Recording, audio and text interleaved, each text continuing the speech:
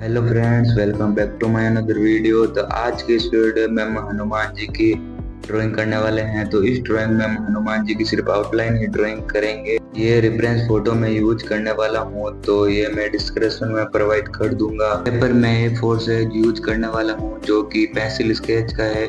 बहुत ही smooth paper है, क्योंकि इस ड्राइंग को मैं पेंसिल स्केच या पेंसिल कलर करने वाला हूँ।